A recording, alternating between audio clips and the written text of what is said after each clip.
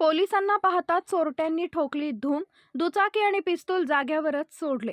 मंठा तालुक्यातील नानसी पुनर्वसन इथे काल मध्यरात्रीच्या सुमारास आलेल्या चोरट्यांनी पोलिसांना पाहताच घटनास्थळावर पिस्तूल आणि दुचाकी सोडून पळ काढलाय. या प्रकरणी मंठा पोलीस ठाण्यात गुन्हा दाखल करण्यात आला असून पोलीस चोरट्यांचा शोध घेत आहेत. जालन्यातील मंठा पोलीस ठाणे हद्दीत 12 मार्चच्या मध्यरात्री पोलीस कर्मचारी श्याम चव्हाण, नारायण आढे आणि होमगार्ड राम राठोड तसेच गजानन जाधव हे पेट्रोलिंग करत असताना त्यांना नानसी पुनर्वसन परिसरात चोरटे आल्याची माहिती मिळताच त्यांनी तात्काळ नानसी पुनर्वसन परिसरात धाव घेतली. यावेळी त्यांना एका दुचाकीवर काही संशयास्पद चोरटे जाताना दिसले. या दुचाकीचा पाठलाग केला असता त्या चोरट्यांनी दुचाकी आणि एक पिस्टल घटनास्थळी सोडून अंधाराचा फायदा घेत पोबारा केला. यावेळी पोलिसांनी एक मोटरसायकल, एक गावठी पिस्तूल आणि मॅगझिन असा मुद्देमाल जप्त केलाय. या प्रकरणी मंठा पोलीस ठाण्यात गुन्हा दाखल करण्यात आलाय. ही कारवाई पोलीस निरीक्षक श्री निकाळजे, पोलीस उपनिरीक्षक राऊत, पोलीस कर्मचारी पांडुरंग गायके, निंबाळकर यांच्यासह पथकाने केली.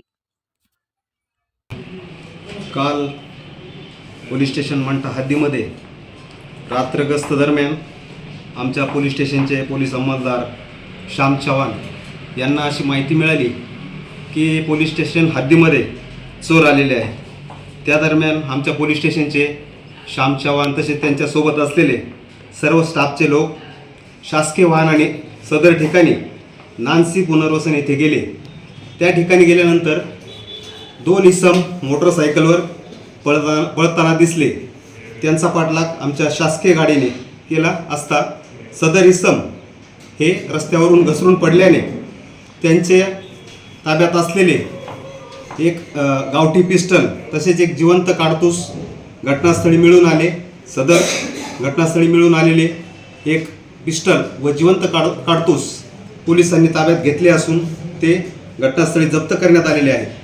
सदरची कारवाई दरम्यान आम्ही स्वतः घटनास्थळी भेट दिलेली आहे. सदर घटनास्थळी भेट देऊन आरोपींचा शोध घेतला असता आरोपी मिळून आलेले नाहीत.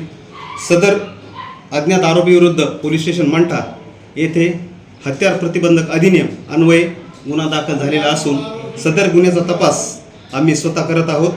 लवकरात लवकर सदर गुन्ह्यातील आरोपी अटक करून पुढील कारवाई करत आहोत.